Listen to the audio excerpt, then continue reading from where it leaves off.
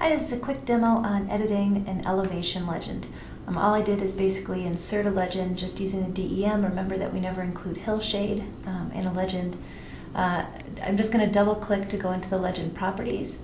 And the first thing I probably want to do is just not show the word legend. I'll dynamically update that. And then what I would probably do, you don't have to do this. I suppose you could, oops, you can't even see what I'm doing. You could go in here to the properties and just change the layer name to elevation that way. You could also just double click to edit this. That's one way to do it. If you want to keep your original name here, you could just not show this at all and not show value, and I'll show you how to do that in a second, and change the legend title to elevation instead of legend. But if we go back into the properties here, the items tab is where we can set most of those things. So if you had multiple layers in here and you only wanted to affect the elevation thing, just highlight that one. Go into the style, and then this gives you a preview of what all these different kind of legend setups look like. If you click on these, it just dynamically updates and shows you some of the options. So if you wanted to get rid of elevation and value, this would be the one that you'd choose. I'm going to pick that one. We'll go ahead and put that in, and then notice that it's not showing me my layer name anymore.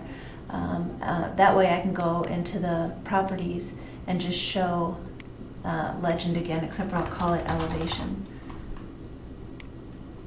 And that's probably the cleanest way to do it. The second thing I would want to do is get rid of low and high, because I think that's really redundant. You can do it just that way if you'd like. I would also edit these so that they're nice round numbers. When you have such a generic thing like this, I think that makes a lot of sense. You can even put the units right behind it. I think that makes more sense than putting units in a separate place up here. And then this one, again, I would also change to something nice and round. That's much cleaner. We do have this in-between tick mark, and one of the ways that we can deal with that is in the Symbology here.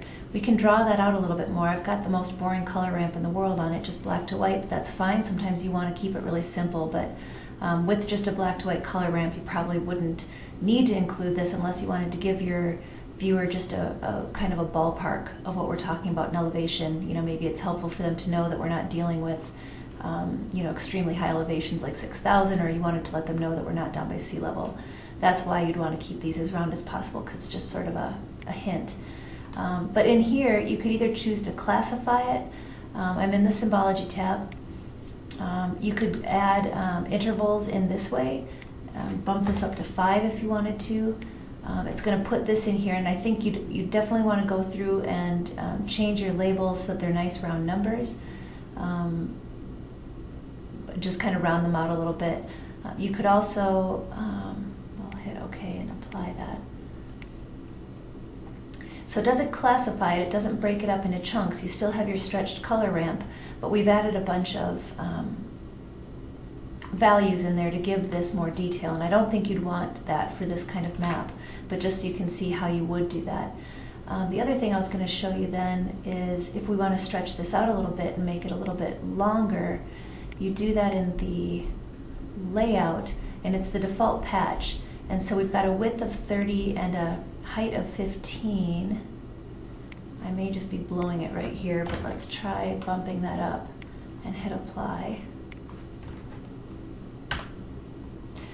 So that did work. Whew.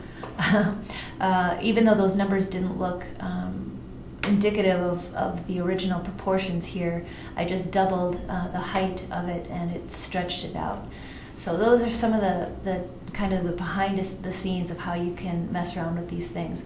But again, you would never leave all these decimals and leave it this detailed. You'd go in and use the Symbology window and the labeling to override these like that. Apply it, and it changed it to a nice round number. So that's in the labeling. All right, good luck.